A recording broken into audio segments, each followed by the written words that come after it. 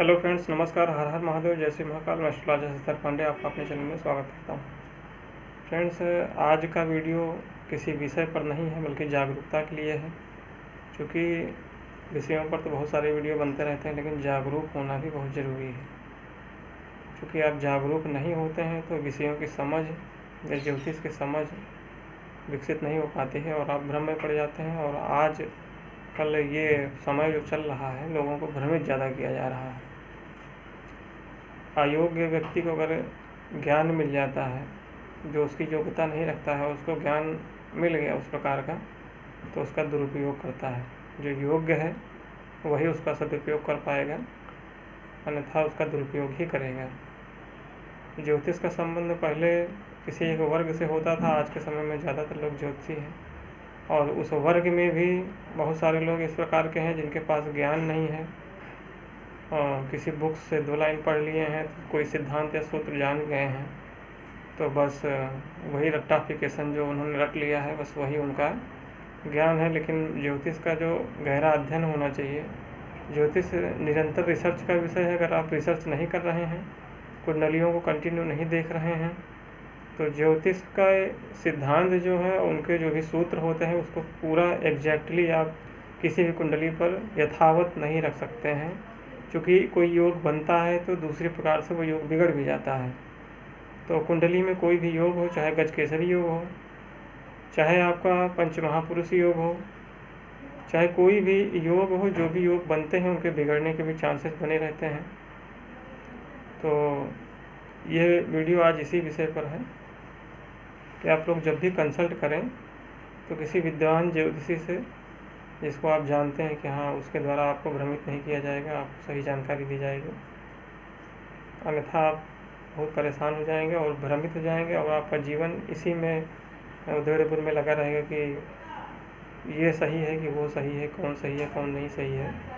आप हमेशा परेशान रहेंगे और आपका कार्य किसी मन में नहीं, आपका मन किसी कार्य में नहीं लगेगा और आप जो है हमेशा परेशान रहेंगे। तो परेशानी से बचने के लिए आप किसी अच्छे ज्योतिषी से ज़रूर संपर्क में रहिए। और सबका वीडियो देखना सही नहीं है, सबके बारे में जानना सही नहीं है, क्योंकि वहाँ पर भी आप भ्रमित होते हैं। एक विषय पर कोई कुछ कहता है, कोई कुछ कहता है, तो ऐसा भी नहीं करना है आपको। तो कुंडली में जैसे बुधादित्य योग है, गजकेसरी योग है, पंचमहापुरुष योग है, ऐसे बहुत सारे योग बनते हैं, जैसे मैं बताया पहले भी। ये योग बनते हैं तो बनने के बावजूद भी पूरी तरह से दिखाई तो देते हैं आपको कुंडली में, लेकिन ये काम नहीं करते हैं। तो काम ना करने का रीज़न ये होता है कि ये योग पूर्णतः फलित तभी होते हैं जब ये योग किसी पाप ग्रहों से पीड़ित ना हो और किसी भी प्रकार के व्यवधान ना हो इन योगों के बीच में। अगर किसी प्रकार का व्यवधान हो जाता है तो ये योग पूर्णतः फलित नहीं होते हैं। जिस ग्रह के योग बन रहे हैं वो अंश बल से बली हों, शुभ ग्रहों की दृष्टि हो तो ठीक है, अन्यथा ये राजयोग जो है पूर्णतः फलित नहीं होते हैं और ना के बराबर काम करते हैं, या कहीं कहीं बिल्कुल भी नहीं काम करते हैं, केवल देखने के लिए हमारी कुंडली में मिल जाते हैं। साथ ही आप लोगों को आज एक आश्चर्य के बारे में बताने जा रहे हैं, जो एक रहस्य ही है। ज़्यादातर ज्योतिषियों की अपनी अपनी राय होती है, लेकिन मेरी राय जो है वो अनुभव और व्यवहारिक दृष्टिकोण पर है।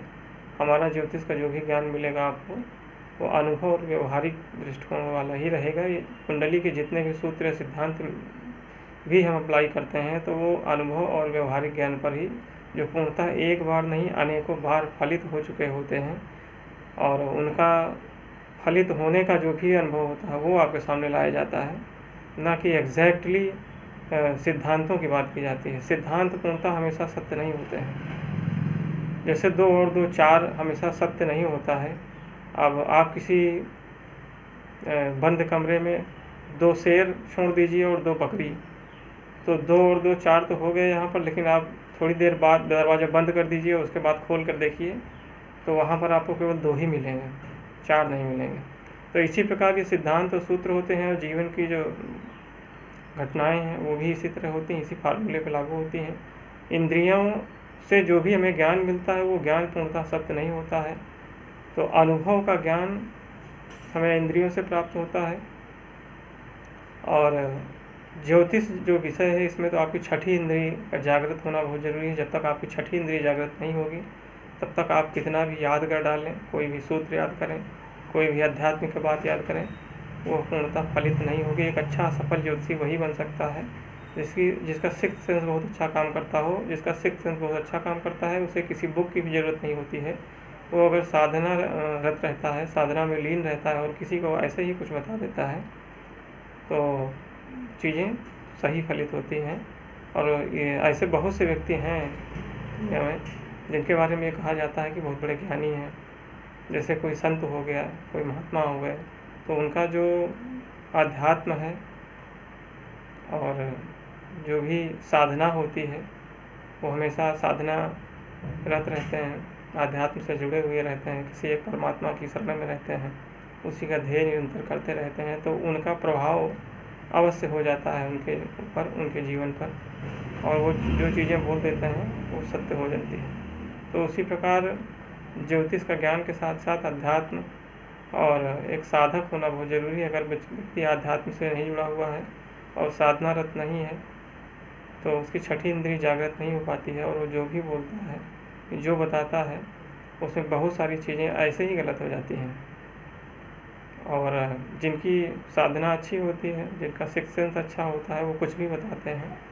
कोई सूत्र या फार्मूला उनको नहीं भी पता रहता है और वो अपनी छठी इंद्रिय या शुद्धि ज्ञान से अगर वो बता देते हैं, उनकी आत्मा शुद्ध होती है। चूँकि जो व्यक्ति आध्यात्म जुड़ा होता है वो कहीं ना कहीं पवित्र मन का, पवित्र विचार का हो जाता है, तो वो जो भी किसी को बोल देता है तो चीज़ें सत्य हो जाती हैं। इसके साथ ही आप लोगों को एक चीज़ के बारे में और बताने जा रहे हैं जो आपके लिए जानना बहुत ज़रूरी है। जैसे स्वप्न में किसी को सर्प दिखाई देता है, आए दिन उसको सर्प परेशान करता है, कभी उसको दौड़ा लेता है, कभी उसको काटने का प्रयास करता है, कभी उसके ऊपर चढ़ जाता है, और अनेकों तरह के सर्प दिखाई देते हैं। और आपको ज्योतिष के सिद्धांत के हिसाब से बता रहे हैं, और चूँकि ये अनुभव का विषय है, एक बार नहीं अनेक बार देखा गया है, समझा गया है इस चीज़ को, तो यहाँ पर क्या है कि केवल स्वप्न में ही नहीं, कभी कभी दिन में भी आभास होता है कि आपके आगे पीछे, आपके अगल बगल आपको सर्प की अनुभूति होती है, सर्प महसूस होता है। तो बहुत लोग कह देंगे कि अरे भोलेनाथ की कृपा है आपके ऊपर। तो भोलेनाथ की कृपा तो जो भोलेनाथ से जुड़ा है उसके ऊपर कृपा होना लाजमी है, वो तो अलग बात है। लेकिन बिना कृपा के अगर ये चीज़ें ऐसी दिखाई देती हैं, बहुत सारे लोग हैं जो पूजा पाठ नहीं करते हैं और शिव जी की शरण में भी नहीं हैं, उसके बावजूद भी उनको ये सब चीज़ें दिखाई देती है। अगर सर्प दिखाई दे और सर्प का भय उत्पन्न हो तो ये जान लीजिए कि कहीं ना कहीं कुंडली में राहु की महादशा या राहु की अंतर्दशा चल रही है, या गोचर में ही राहु जो है कुंडली से संबंध बनाया हुआ है।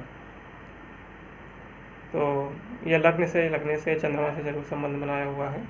तो सर्प का डर बनता है, और सर्प दंश का भी भय ऐसे लोगों को ज़्यादा हो जाता है जब लग्न में राहु हो, सप्तम में राहु हो, षष्ठ में राहु हो तो भी खतरा बना रहता है, और अष्टम का राहु भी दिक्कत पैदा करता है। वैसे राहु महादशा या अंतर्दशा में हो तो इन भावों में ना हो तो भी कोई वो नहीं है, वो कभी भी कोई भी परेशानी पैदा कर सकता है। तो ऐसे लोगों को अगर जिनकी महादशा या राहु की अंतर्दशा चल रही, साथ ही जिन भावों में बताया गया, इन भावों में राहु अगर संबंध बनाया गया है तो निश्चित रूप से सर्प का भय बनता है। तो ये सर्प का भय भोलेनाथ से मत जोड़िए, इसको राहु से जोड़िए, क्योंकि राहु जब भी आता है अपने समय योग में आता है तो इस प्रकार की डर, इस प्रकार का भय बनता है। तो आप लोग ऐसे समय पर सावधान रहें अवश्य। आपको आसपास कहीं भी, दूर भी कहीं आप आते जाते हैं तो आपको सर्प दिखाई दे सकता है, तो वहाँ पर आपको सावधानी बरतनी है। साथ ही आप लोगों को यदि कुंडली में अध्ययन ज्योतिष में आपको हस्तरेखा या कुंडली का अध्ययन करवाना है तो आप लोग निश्चित रूप से संपर्क कर सकते हैं। नंबर आपको दे दिया जाएगा और टाइम बता दिया जाएगा, उसी टाइम पर आप निश्चित रूप से संपर्क करिए। जो भी समस्याएं हैं आपकी उसका निश्चित रूप से समाधान किया जाएगा। और आप लोग भ्रम से बचिए, सही आदमी के कांटेक्ट में रहिए, जीवन सुरक्षित रहेगा। और जो भी कार्य है उसके बारे में आपको सटीक जानकारी दी जाएगी। और आप लोग भ्रम से बचिए। पुनः एक बार यही कहूँगा कि ज़्यादा ज्योतिषियों के कंसल्ट में मत रहिए, जो अच्छे हैं वही कंसल्ट में रहिए, ज़्यादा भ्रमित मत होइए। हर हर महादेव, जय श्री महाकाल।